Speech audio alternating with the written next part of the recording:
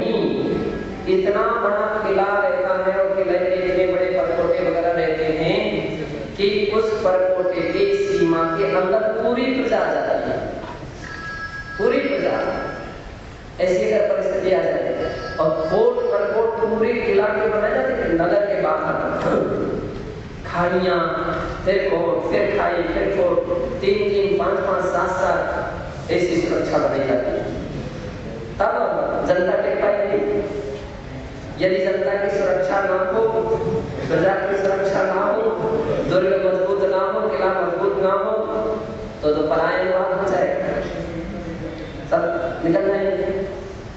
तो उनकी सुरक्षा दी जाती है, घबराओ नहीं, हम बैठे, ऐसा सुरक्षा दी जाती है। तो इस प्रकार से जनपद, किला, दुर्ग, कोस भी आवश्यक है।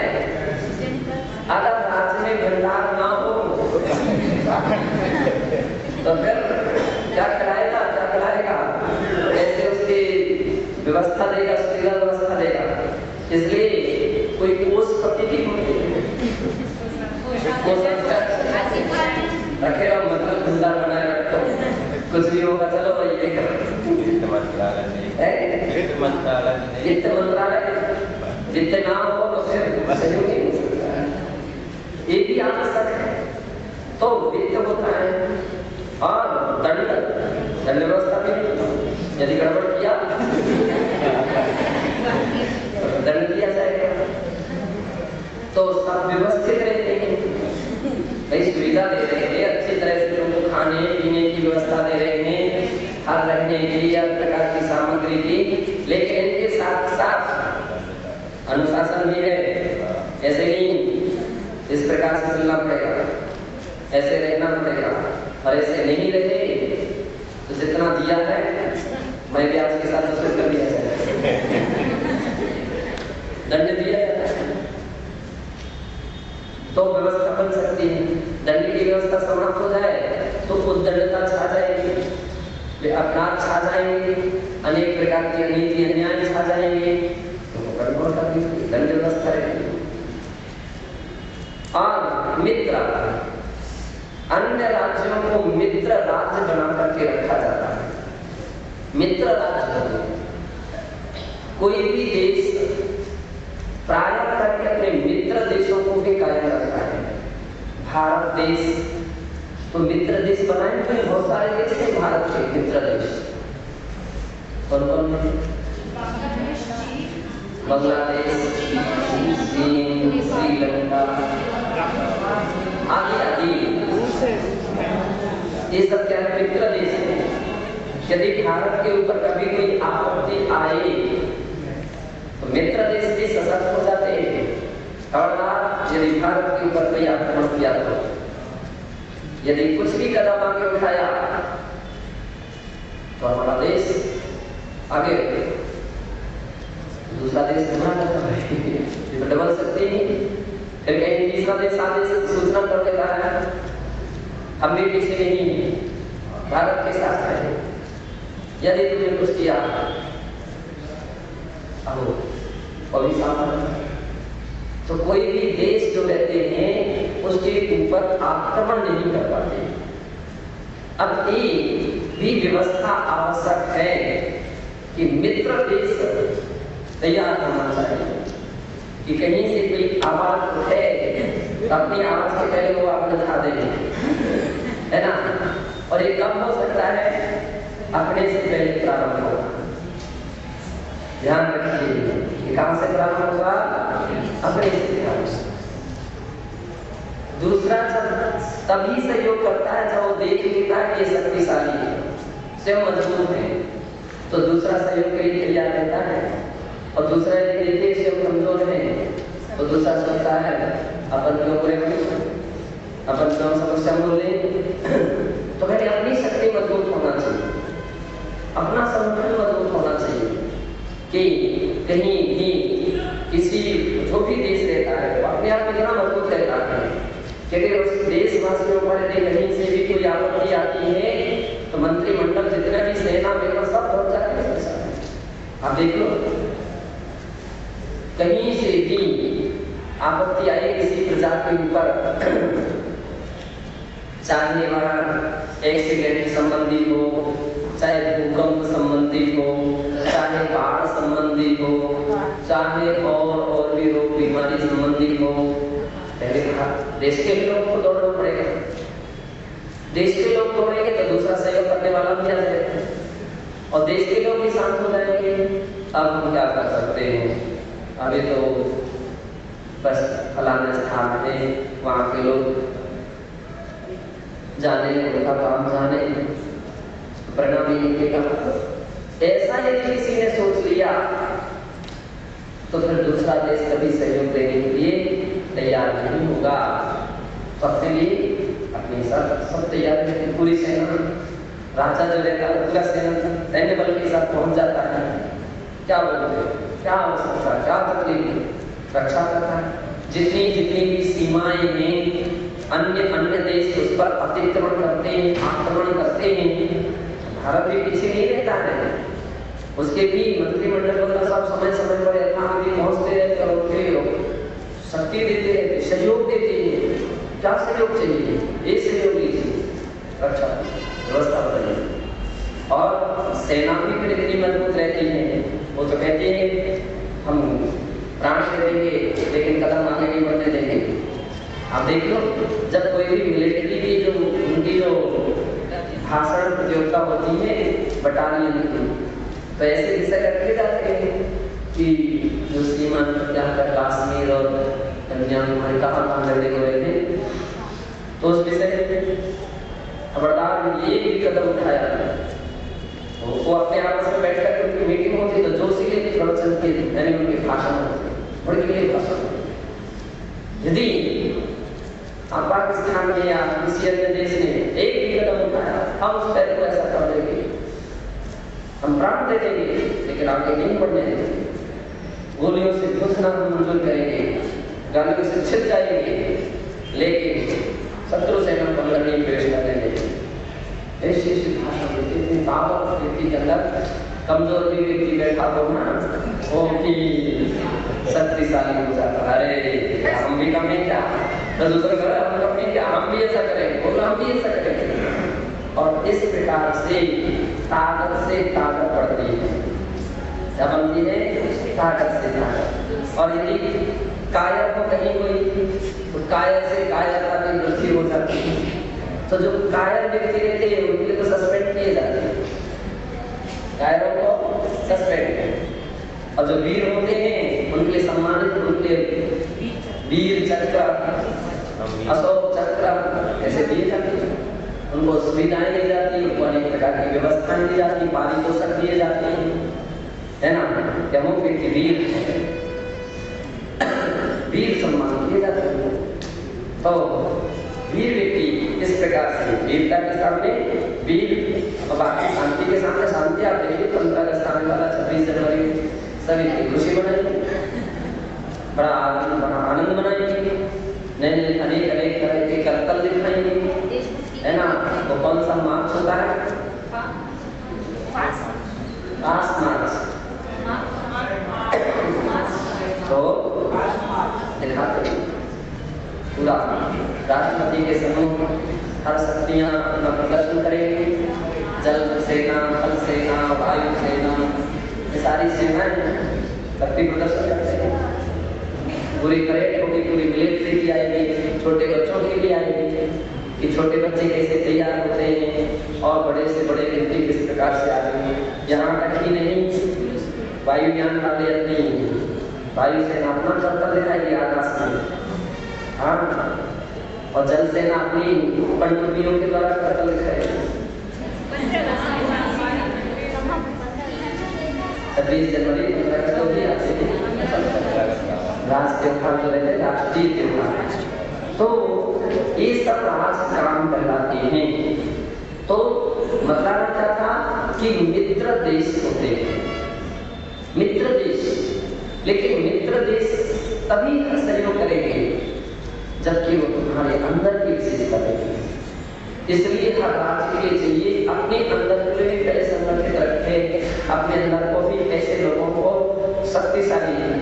विदेश को ये चक्र दे रहा है, अशोक चक्र तो अपना भारतीय लोगों को दे रहा है, वीर चक्र भारत उसकी उत्साह को प्रोत्साहन बढ़ाने के लिए प्रोत्साहन बढ़ाया जाता है, उत्साह बढ़ाया जाता है और उसको देख करके दूसरे लोगों में भी उत्साह जागृत होता है और धीरे धीरे सारा सैनिक शक्तिशाली होता है। सारा सैनिक, एक भी सैनिक उसकी परीक्षाएं रहती है, कोई भी कमजोर होगा उसको रिजेक्ट किया जाता है और लगभग समय तय चलता है। जब परेड चलती ना, परेड ऐसी चलती रहती है कि कहाँ कौन कमजोर है उसको बहुत से रिजर्व रख दिया जाता है और बहुत सारी सैनिक के लिए आगे बढ़ाया जाता है।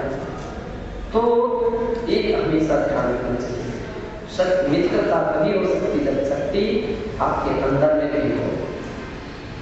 तो इस प्रकार से शासक के लिए दुर्ग का महत्वपूर्ण स्थान है।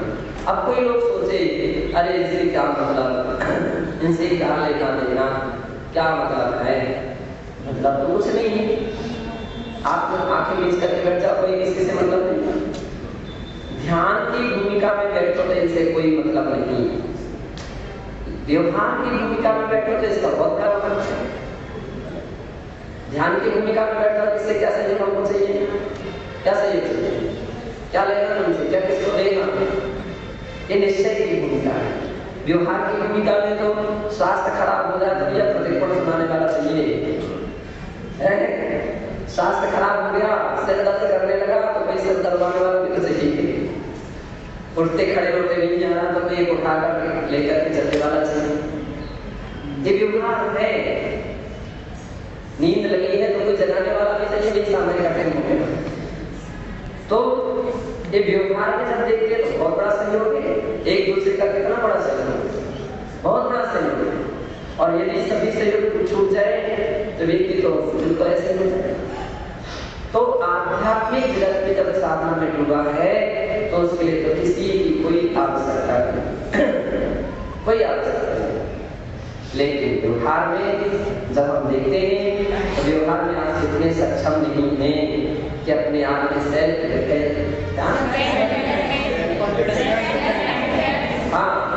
इतने मजबूत नहीं है कि अपने आप में सक्षम हो, अपने आप में समर्थ हो। तो इतने होना चाहिए कि व्यवहार में हो तो एक दूसरे के सहयोगी बने, सहयोग लेकर के चले, सहयोग के साथ रहोगे, बहुत अच्छा काम चलेगा, अपना जीवन उन्नतिशील बनेगा। तो अध्यात्म यानी व्यवहार और निश्चय, ये दोनों नदी के दो किनारे हैं। एक रथ के दो चक्के हैं कि निश्चय आत्मा में डूबो तो अध्यात्म और आंखें खोलो बाहर में आओ तो व्यवहार। ये दोनों यथा अवसर प्रधान है। 28 पूर्व कोई आवश्यकता नहीं, कब? जब शुद्धोपयोग में हो तो। लेकिन जब शुद्धोपयोग में नहीं हो तो सबकी आवश्यकता है। शुद्धोपयोग में डूब जाओ तो किसी कमंडल की कोई आवश्यकता नहीं। शास्त्र भोजन आहार व्यवहार की कुछ भी आवश्यकता है। लेकिन यदि शुद्धोपयोग से कहीं तुम अलग हुए, शुद्धोपयोग से च्युत हुए, तो आपको देखना पड़ेगा हमारे पीछे रखी थी नहीं रखी, कमंडल रखा है कि नहीं रखा, शास्त्र है कि नहीं। व्यवहार में व्यवहार की दृष्टि से मानते हैं और निश्चय का निश्चय किसी दृष्टि से मानते हैं। इस प्रकार से आचरण करते हैं। आचार्य सौम्यदेवी ने नीति वाक्यामृत ग्रंथे दुर्ग स्वरूप विषय कथितम। आचार्य सौम्यदेव ने नीति वाक्यामृत ग्रंथ में दुर्ग का स्वरूप इस प्रकार से कहा है और अपन आगे उसको व्याख्यान करना होगा। 84 यहाँ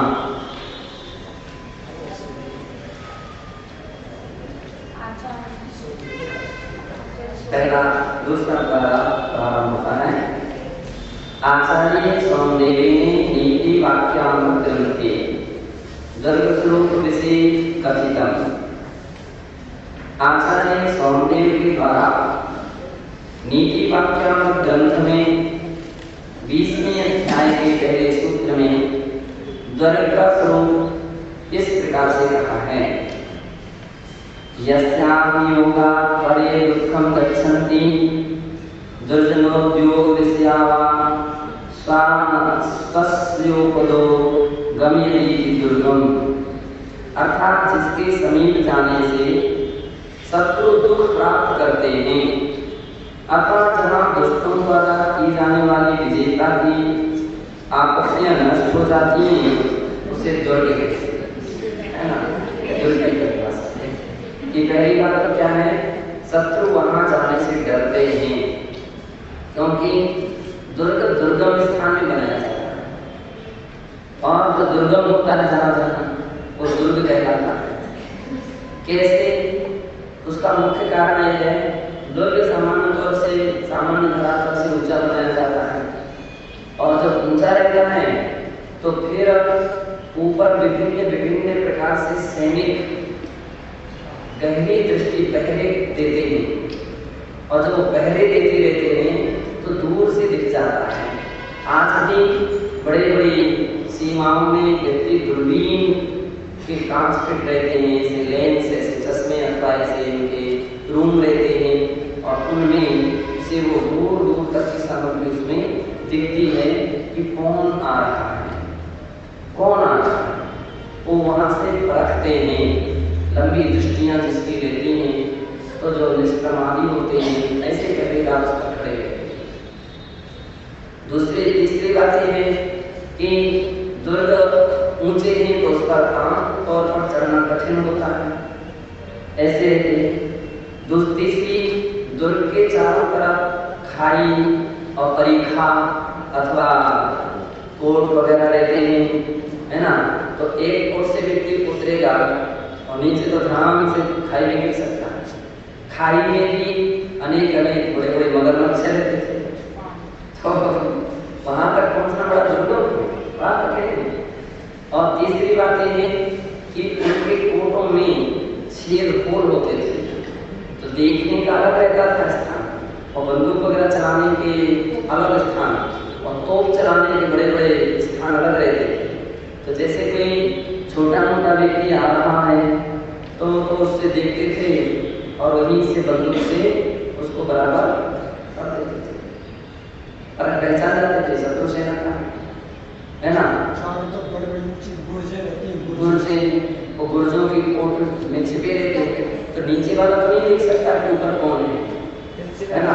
दूसरी बात ये, नीचे से ऊपर निशान लगाना कठिन है, ऊपर से नीचे निशान लगाना आसान रहता है।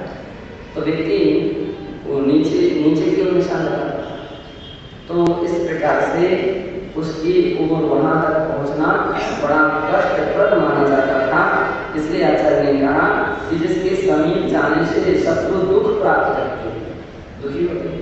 तीसरी बात होती है कि जो दुर्ग बनाए जाते हैं, आप देखिए घुमावदार होते हैं, सीधे रास्ते नहीं देते हैं कि मान लीजिए जाना इस दरवाजे से प्रवेश करना है, लेकिन इस दरवाजे से प्रवेश करना है तो पहले वहां से प्रवेश होगा, तो वहां से ऐसा आएगा, फिर यहाँ से ऐसा जाएगा, फिर यहाँ से ऐसा प्रवेश। देखो अब कोई 19-20 व्यक्ति आ जाएगा तो वहां पर भी सैनिक खड़े हैं, यहाँ पर भी सैनिक खड़े हैं, वहां से ऊपर से आवाज लगाई जाएगी तो नीचे वाले दरवाजे बंद कर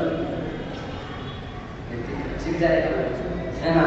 तो इस प्रकार के कंट्रोल रहते थे उसको बनाने के, या उनके रास्ते वगैरह ऐसे बनाए जाते थे कि शत्रु जो है चित्तौड़ में कितना ऐसे जाओ, ऐसे जाओ, सब जगह ऐसे ही रहते हैं। और तो क्या, आज के जेल भी जो बनाए जाते हैं सीधे थोड़ी सीधे सीधे बनाए जाते हैं, उसके अंदर जाने कैसे तो ये दुख को प्राप्त करते हैं। अथवा जहां दुष्टों द्वारा की जाने वाली विजेता की आपत्तियां नष्ट हो जाती हैं, विजय भी कहीं से प्राप्त कर ली थी, है ना, तो दुष्टों द्वारा की जाने वाली विजेता की आपत्तियां नष्ट हो जाती हैं। ऐसी स्थिति कि दुष्ट लोग विजय पाना चाहें, क्या हम अच्छी तरह से उन पर विजय पा लेंगे? नहीं पा सकते, है ना। तो इस प्रकार से ऐसा दुर्ग होता है। दुर्ग शत्रु की दुखेन गम्यते प्राप्यते अधिक्रियते यत् दुर्गम भवति। शत्रु के द्वारा दुख से जो प्राप्त किया जाता है, अधिकृत किया जाता है, वह दुर्ग कहलाता है। कुत्र कीदृशस्य स्वर्गः, तो बतला रहे हैं कि अब यहाँ बतलाना चाहते थे कि सबको मुझे इंद्र का स्वर्ग ही जिसका दुर्ग हो, इंद्र की बात देखा, जिसका स्वर्ग ही दुर्ग हो, तो वह स्वर्ग कहाँ और कैसा है? तो बोले जम्बूद्वीप पर्वतात् सौधर्मैकरज्जु प्रमाण क्षेत्रम अतीत्य दक्षिणस्यां दिशि सौधर्म स्वर्गः परस्यां दिशि ईशान स्वर्गः। अर्थात स्वर्ग से तात्पर्य सौधर्म स्वर्ग से है और वह सौधर्म स्वर्ग जम्बूद्वीप में स्थित मेरु पर्वत से ऊपर 1.5 रज्जु प्रमाण क्षेत्र को पार कर दक्षिण दिशा में स्थित है। यद्यपि वो विमान में बाकी स्वर्ग तो एक पाल के बाद आगे जो हिस्सा रहता है वहां से ही शुरू हो जाता है ना। उत्तर दिशा में ईशान स्वर्ग स्थित है।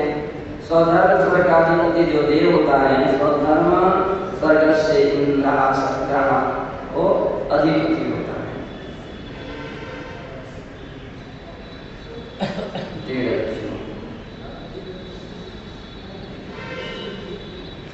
एक रज्जु प्रमाण क्षेत्रम अतीत दक्षिणस्यां दिशि साध एक रज्जु प्रमाण क्षेत्रम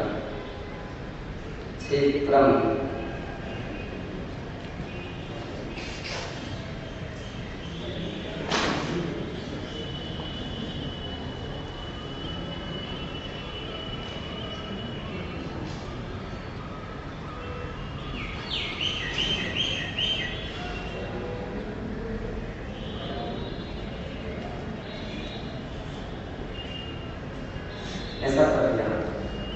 इस प्रकार से ऐसा स्वर्ग हुआ करता है।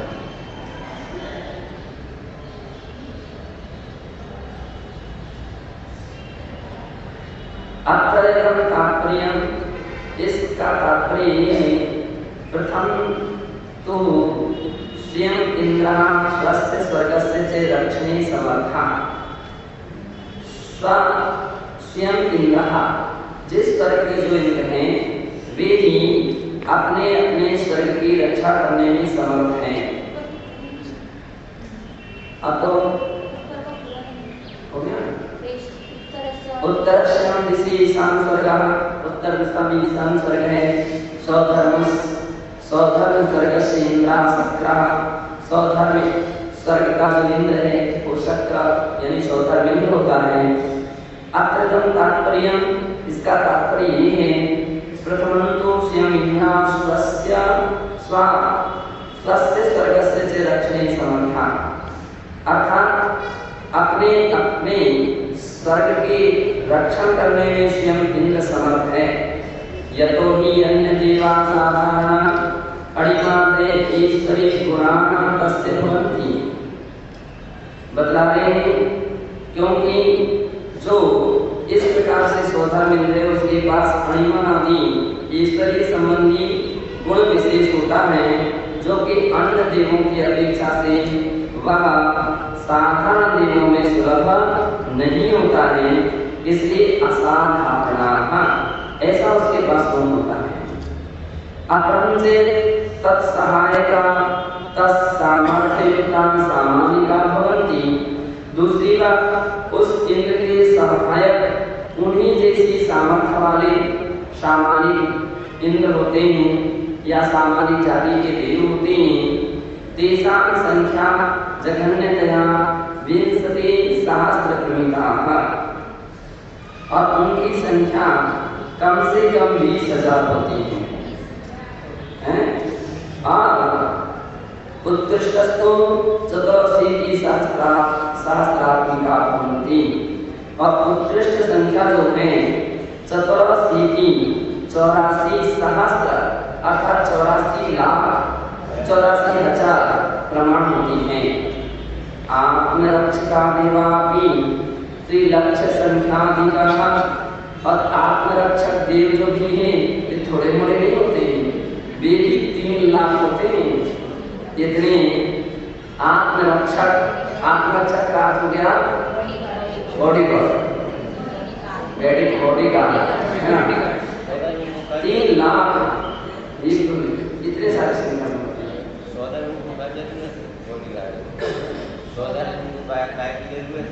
अरे एतद् अतिरिच्य तस्य अनेकं सप्तविधमपि विक्रियाशक्तियुक्ते कोट्याधिदेवैः समन्वितं वर्तते। और कह रहे हैं एतद् अतिरिच्य और इससे भी अतिरिक्त जो तस्य अनेक सप्तविधमपि और उसके भी अनेक प्रकार के अर्थात सप्तविधमपि जो 7 प्रकार की सेना है, वेद्या शक्ति युक्ति वेद्या शक्ति से युक्त संपन्न कोट्याधिदेवैः समन्वितं वर्तते। उस अनेक नाम की जो विभाग है उसमें कितने करोड़ों से भी अधिक देवता उस अनेक सेना में होते हैं। एवं ते सुरक्षिते स्वर्गे, इस प्रकार से सबके द्वारा सुरक्षित स्वर्ग में कस्यचित् सामान्यान् शत्रु प्रवेश की दुष्कराः। कह रहे हैं कि उस ऐसे स्वर्ग में कस्यचित् सामान्य शत्रु प्रवेश की दुष्कराः, किसी भी सामान्य शत्रु का तो प्रवेश ही दुष्कर है, कठिन है। अतः स्वर्गा शत्रुणां प्रति दुर्गम्यत्वात् दुर्गम्य, इसलिए स्वर्ग शत्रुओं के दुर्गम होने से दुर्ग ही है। देवाभिक्षा, और कह रहे हैं जहाँ पर देव भृत्य हो, देवा भृत्या किंकरा भवन्ति, देव भृत्य यानी जहाँ पर किंकर की तरह रहते हो, नौकर चाकर की तरह रहते हैं। इंद्रस्य सेवायां निरता अभियोग्य देवा, और जहाँ इंद्र की सेवा में निरंतर निरत रहने वाले अभियोग्य जाति के देव होते हैं जो पूर्ण रूपिणी सेवा में तत्पर रहते हैं। जैसे ही आज्ञा देते हैं तुरंत ही उस प्रकार की आज्ञा का पालन करने में तैयार हो जाते हैं। अभियोग्य जाति के देव विमान आदि के लिए काम भी करते हैं, विमान बन जाते हैं, गमनागमन करने के वाहन बन जाते हैं, ऐसे वाहन जाति का भी काम करते हैं। तो इस प्रकार से जहाँ पर वो देव हुआ करते हैं, और अष्टौ अग्रमहिष्याः, जिनकी 8 अग्रमहिषी 8 प्रकार की महापट्ट रानियां या महापट्ट देवियां रहती हैं। 44 सहस्र प्रमिताः वल्लभिकाः भवन्ति, और 44 सहस्र अर्थात 40,000, कितनी 40,000 जिन उन देवियों की वल्लभिकाएं रहती हैं, कितनी उनकी मान लीजिए अपर देवियां रहती हैं जो इस प्रकार की सेवा में तत्पर रहती हैं। आग्रमणिषु वल्लभिकासु च प्रत्येकं 16 सहस्र देवी परिवृता भवन्ति। अच्छा वे अलग हैं। अब प्रत्येक की अग्रमणिषि और वल्लभाएं जो हैं उनमें प्रत्येक की 16,000 देवियां तो परिवृता में घिरी रहती हैं। अर्थात 16,000 जो देवियां हैं वे समुपस्थित होती हैं, वे उनकी सेवा में लगी रहती हैं। 16,000 देवियों का रूप धारण कर समुपस्थित हो सके, एक की रूप का तो लेकिन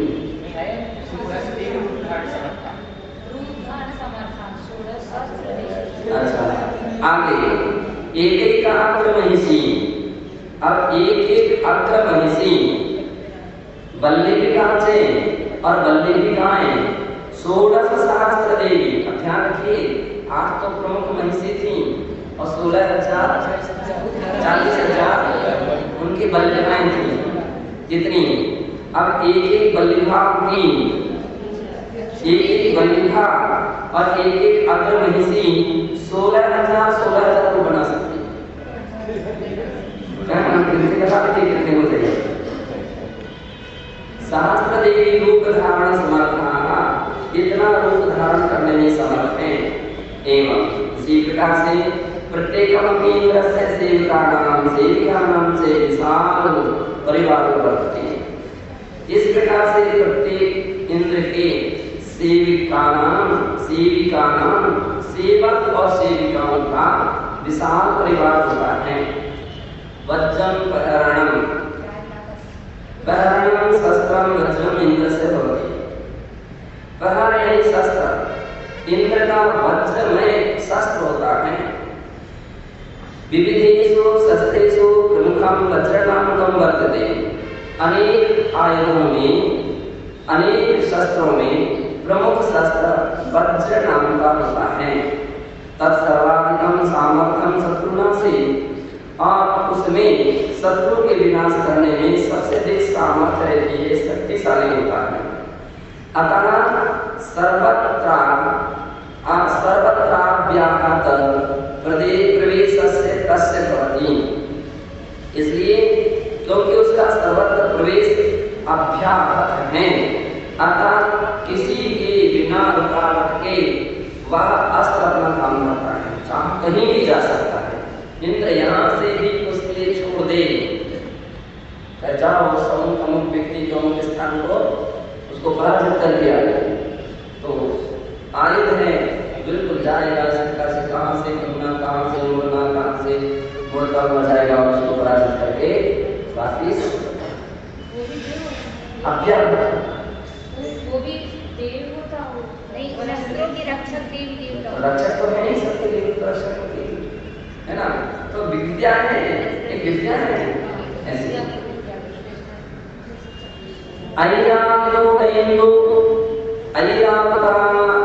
ऐरावतनाम गजेन्द्रोऽपि शक्रेन्द्रस्य विशिष्टवाहनं भवति।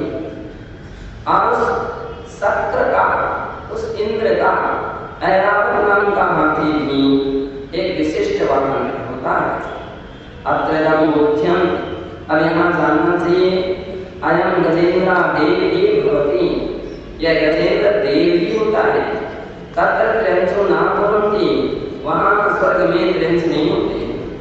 अतः दक्षिण दिक्पाल एव स्वामिक्रिया सत्या गजेन्द्रोक्तां दधाति, अर्थात वहाँ दक्षिण दिक्पाल है, वही अपनी विक्रिया शक्ति के द्वारा गजेंद्र रूप को धारण करता है। एवं अनेकेषु अपि गजतुरगादेवी बोधव्यम, अनेक आदि जो सेना है उसमें भी गज तुरग यानी घोड़ा, गज यानी हाथी इत्यादि के विषय में जानना चाहिए। अथेन दासा वाहनादि व्यापारं कुर्वन्ति। अब यहाँ कह रहे हैं कि यथा यह, जैसे यहाँ क्या होता है कि लोक में दास वाहन आदि व्यापार कुर्वन्ति, दास लोग वाहन आदि का कार्य करते हुए देखे जाते हैं। तथैव आभियोग देवाः वाहनादि भावेन कुर्वन्ति, उसी प्रकार से आभियोग नाम के देव वाहन आदि रूप को प्राप्त करके या वाहन आदि बन करके इंद्र का उपकार करते हैं।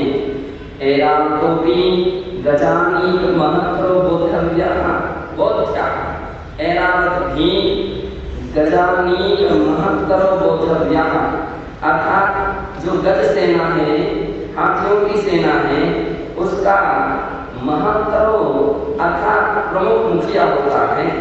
ऐरावत गज सेना में प्रमुख होता है। उत्तम से तुलोय प्रणति ग्रंथ में, तुलोय प्रणति नाम के ग्रंथ में कहा भी है, 8वें अध्याय के या 8वें अध्याय के 278वें सूत्र में कहा है, सक्कदुग्गमी दुग्गमीये वाहन देवाय आवनम कुवन्ति गिर्यावोलखं मुचेहं जोयनादीहं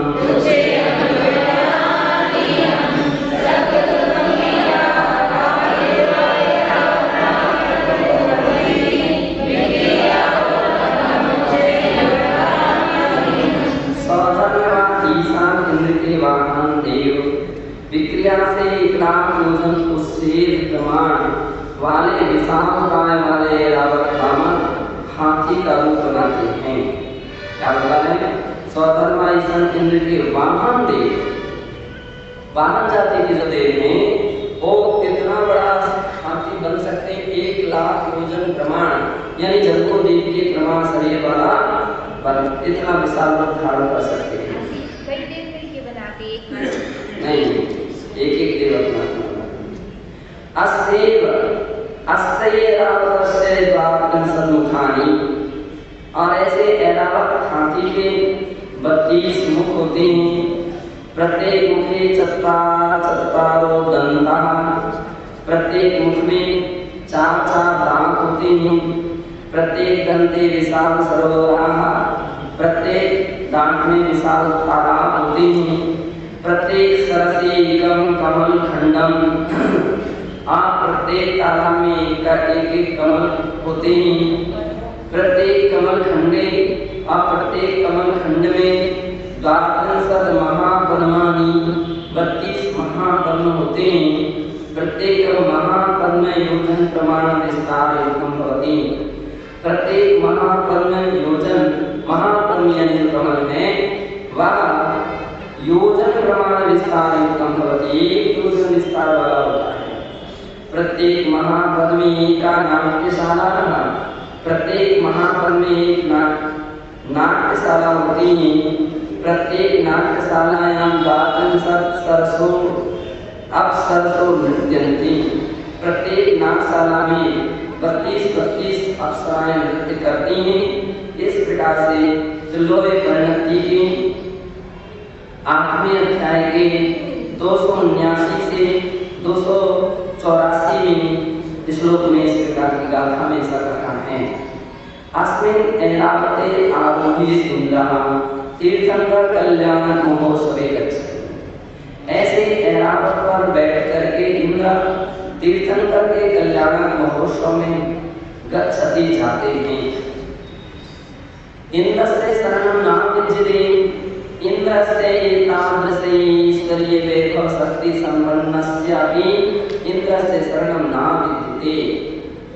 इस प्रकार के ईश्वरीय वैभव और शक्ति से संपन्न इंद्र के भी शरण न विद्यते, शरण नहीं होते हैं।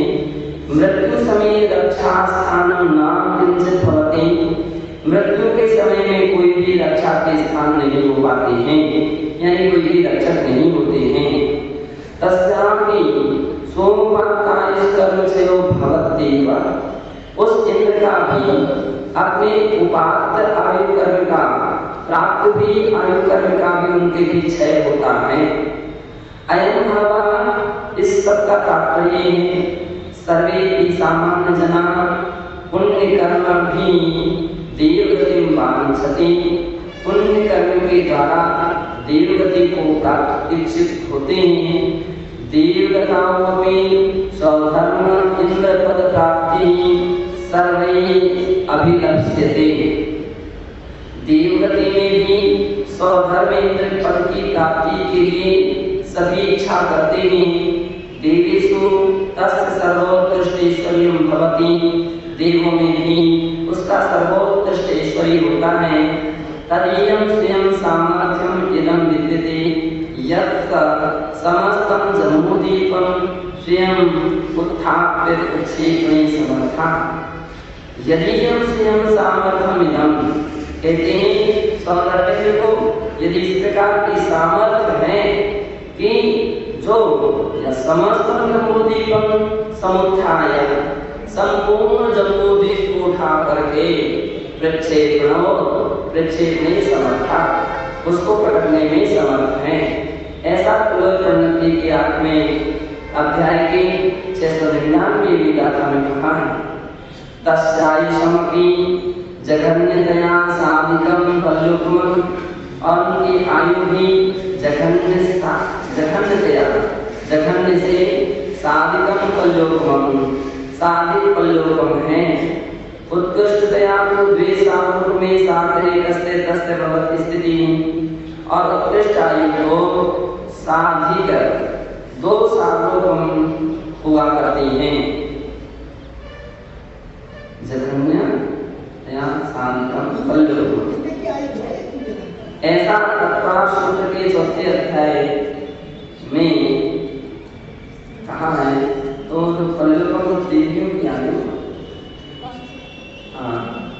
और देखेंगे हम। एतादृशं दीर्घताम आयुष्यम वर्ता, इस प्रकार की दीर्घ आयु को भोगता हुआ विविध सामर्थ्य युक्त, जो अनेक प्रकार की सामर्थ्य से युक्त है, उसके विविध रक्षा साधन समन्वित, और जो अनेक प्रकार के रक्षाओं के साधनों से सहित हैं, ऐसा इंद्रस्यापि शरणभूतो न कश्चित् भवति, ऐसे इंद्र के भी कोई भी शरणभूत नहीं होता। मृत्यु अग्रस्त सा भवति, उसको भी मृत्यु के आगे आना ही पड़ता है, या मृत्यु अग्रता सा भवति, अर्थात वह मृत्यु के आगे आता ही है, यानी उसके ग्रसित होता ही है। यदि नाम कश्चित् मृत्यु त्राणे आयुष्वर्धने वा समर्थो भवेत्, यदि कोई प्राणी के लिए मृत्यु से बचाने के लिए या आयु की वृद्धि में समर्थ होता है, तर्हि कर्म सिद्धांत लोपास्यात्, यदि कोई दूसरा व्यक्ति के लिए मृत्यु से बचाने में समर्थ हो जाए या किसी की आयु को बढ़ाने में समर्थ हो जाए, तो कर्म सिद्धांत का लोप हो जाएगा। कृतकर्मानुसारमेव आयु स्थिति, क्योंकि अपने द्वारा किए हुए कर्म के अनुसार ही आयु की स्थिति होती है। ना तत्रहीनता वृद्धिर्वा कर्तुं शक्यते, और उसके लिए ना कोई कम कर सकता है और ना कोई अधिक कर सकता है। जन्म मृत्यु परंपरा मुक्तिस्तु मोक्ष स्थिता वेव, कह रहे हैं जन्म मृत्यु की जो परंपरा है, उससे जो मुक्ति हो जाना है, उस परंपरा से छूट जाना, इसका नाम ही है मोक्ष स्थिता, वही मोक्ष की स्थिति ही है। अतः एकदर्थम एव भव्य जनीयति यतितव्यम, इसलिए भव्य प्राणियों के लिए इस उद्देश्य से ही यत्न करना चाहिए। इसके लिए मुक्ति के लिए यत्न करना चाहिए। मुक्ते पूर्वं सांसारिक पदार्थाः चेतना न संज्ञा भवन्ति, मुक्ति के पूर्व सांसारिक जितने भी पदार्थ हैं, चाहे वे चेतन हों चाहे वे अचेतन हों, लेकिन ना शरण्य भवन्ति, ये कोई भी शरण नहीं होते हैं। केवल व्यवहार को मोक्ष मार्ग दर्शने उपयोगिना पंच परमेष्टि देवासन भूता ज्ञान, केवल व्यवहार से मोक्ष मार्ग के दिखाने में उपयोगी रूप जो 5 परमेष्टि देव हैं, वे ही शरणभूत हैं, ऐसा जानना चाहिए। मोक्ष प्राप्त की 104 गाथा में ऐसा कहा है। ये इतना होकर के अतएव समाधि भक्तो प्रोच्यते, समाधि भक्ति में भी कहा है अन्यथा शरणं नास्ति तमेव शरणं मम तस्मात् कारुण्य भावेन रक्ष रक्ष जनीश्वरः।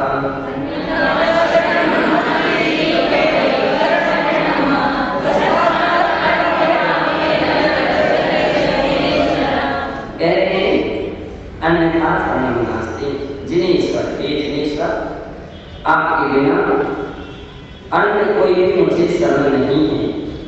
त्वामेव शरणं, आप ही मेरे लिए शरण हैं। इसलिए करुणा के भाव से या करुणा पूर्वक हे जिनेश्वर आप मेरी रक्षा कीजिए।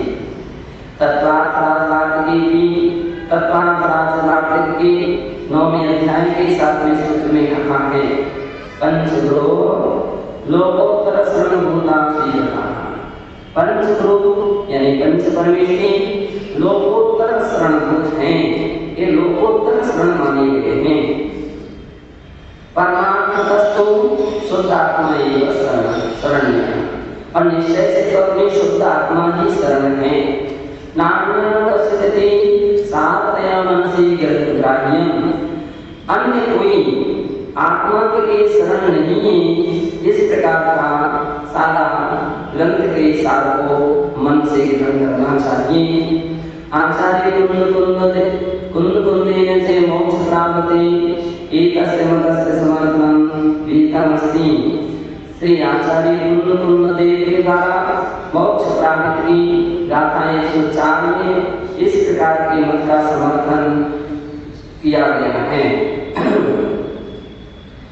अतएव उत्तम तुलोय प्रणते के भी 9वें अध्याय के 48वीं गाथा में कहा है जो इच्छते निस्सरितुम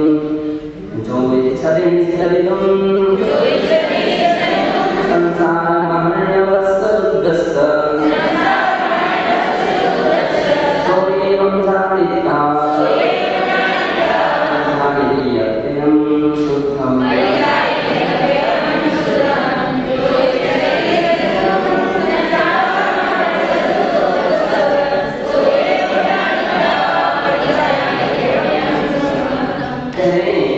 जो प्राणी संसार महामणस्य रुद्धस्य बहुत भयंकर ऐसे संसार महारणों से संसार रूपी महासमुद्र से निस्तरितुम इच्छति निकलने की इच्छा रखता है।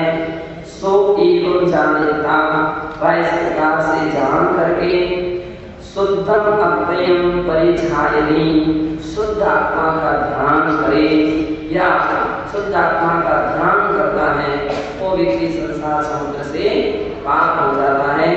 अतो भव्य जने अशरणानुप्रेक्षा भावनीया येन शुद्धात्म ज्ञानं क्रमेण दारणं यायादिति गाथा सारा।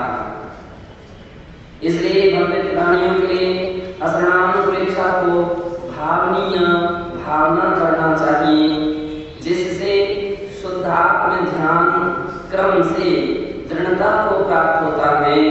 इस प्रकार से यह गाथा का सार है, ऐसा करना चाहिए।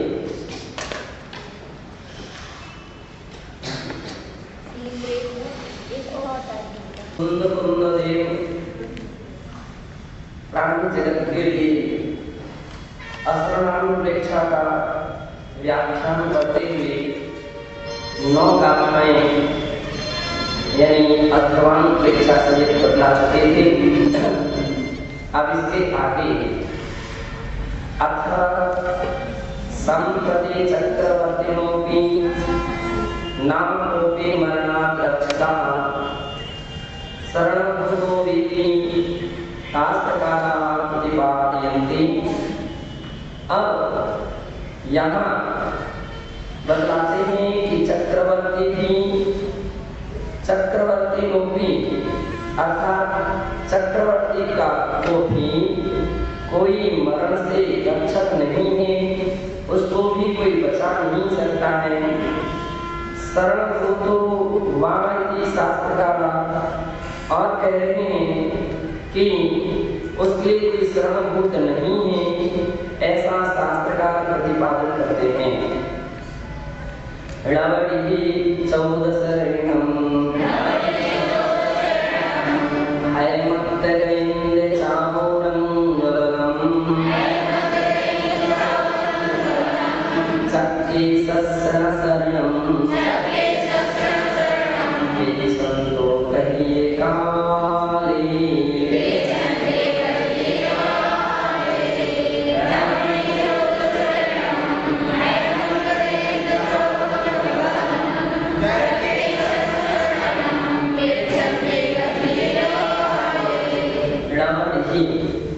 नवनिधि 14 शरणम 14 रत्न हाय मतंग गयेंद्र हाय घोड़ा और मत गयेंद्र और मदोन्मत्त हाथी गजेंद्र चौरंग बलम चतुरंग बल से युक्त चक्के सस्य शरणम चक्के सस्य यानी ऐसा जो चक्रवर्ती है उसको भी नाम शरणम कोई भी शरण नहीं है उसके लिए भी पेछन से कर दिए काले बता रहे हैं कि देखते हुए पर भी काल जो है यानी मृत्यु जो है उसको कर देती है अर्थात उसको भी विनष्ट कर देती हैं तब फिर और के लिए कौन शरण हो सकता है।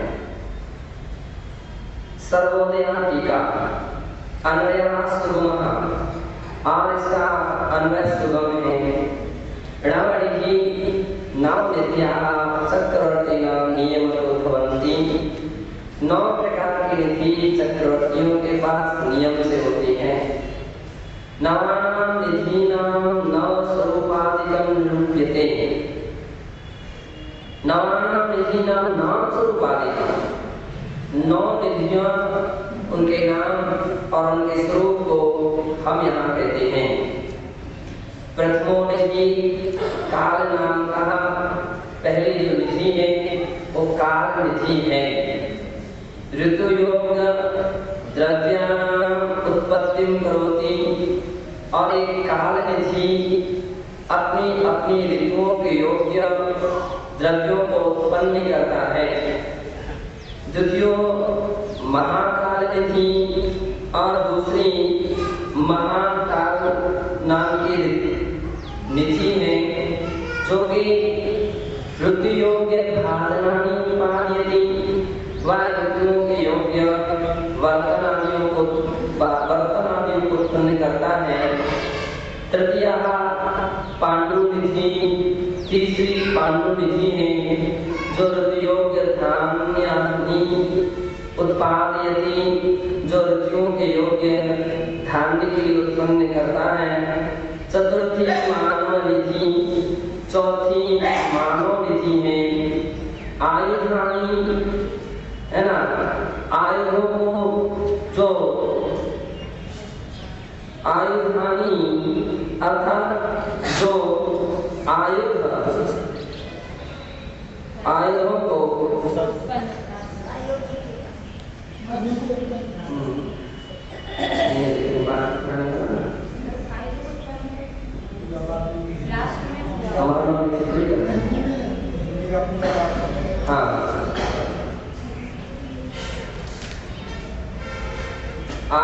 उत्पन्न करती है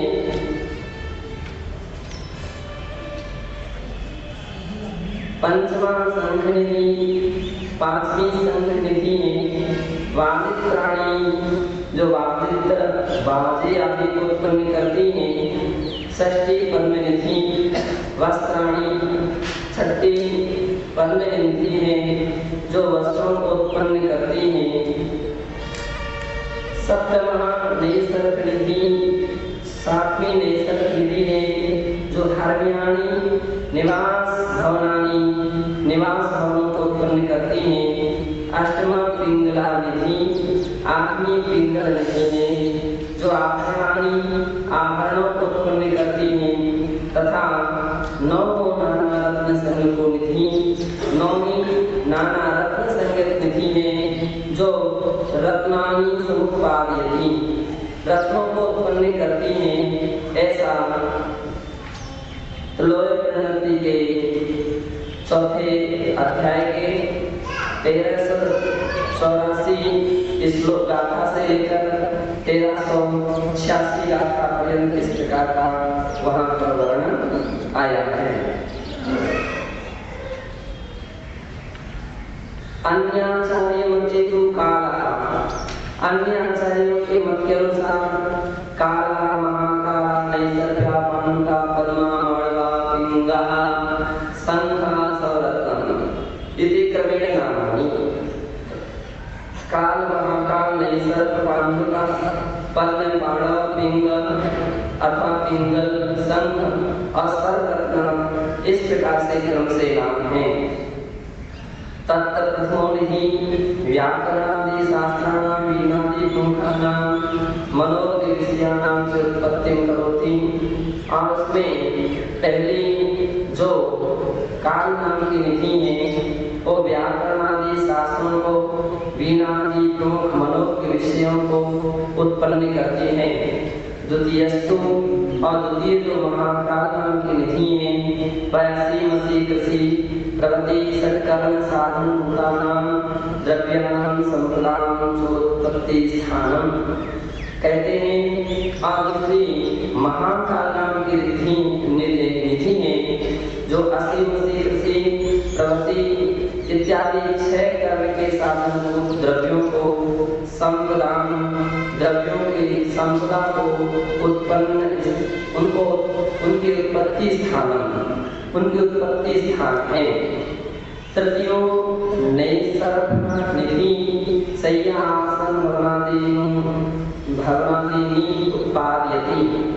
नैसर्ग निधि शय्या आसन भवन आदि को उत्पन्न करते हैं। चतुर्था पांडुक निधि धान्यादि सर्वसोपेतानि उत्पादयति।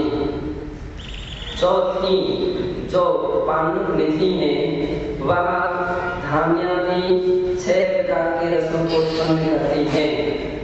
पंचमा पद्म निधि 5वीं पद्म निधि है जो वस्त्रों को उत्पन्न करती है। षष्ठो मानव निधि नीति शास्त्रादि 6वीं मानव निधि है जो नीति शास्त्रों को उत्पन्न करती है। सप्तमा पिंगल निधि दिव्य वर्णानी जो 7वीं पिंगल निधि है जो दिव्य आभरण को उत्पन्न करती है। आभूषणों को उत्पन्न करती है। अष्टमा शंख निधि 8वीं शंख नाम की निधि है जो स्वर्ण आदि को उत्पन्न करती है। तथा 9वां सर्वरत्न निधि सर्वरत्न नाम की निधि है जो विविध रत्नादि उत्पादयति अनेक प्रकार के रत्नों को उत्पन्न करती है। इस प्रकार से आदि पुराण के 37वें सर्ग में के 73 से 82 श्लोक तक ऐसा वर्णन वहाँ पर है। इस प्रकार से आचार्यों का इस विषय में 2 प्रकार का उल्लेख इस मिलता है। एवं 9 निधि भी इस प्रकार से 9 निधियों के द्वारा समस्त जीव का साधन द्रव्याणां समुपस्थापनं भवति। समस्त जीव का के साधनभूत जो द्रव्य हैं उनकी उपस्थान भवति उनकी उपस्थिति होती है या उत्पत्ति होती है प्राप्ति होती है। तथा समस्त अभीष्टान विधीयते। अब इस प्रकार से समस्त अभीष्ट स्थान जो हैं उसकी प्राप्ति होती है। एवं सर्वे जो अविनश्वराः निधि पाकरेव अधिकृताः शास्त्रक्षये सुरक्षिताः भवन्ति। इस प्रकार से सभी निधियां अविनश्वर हैं, आज समय में नष्ट नहीं होती हैं।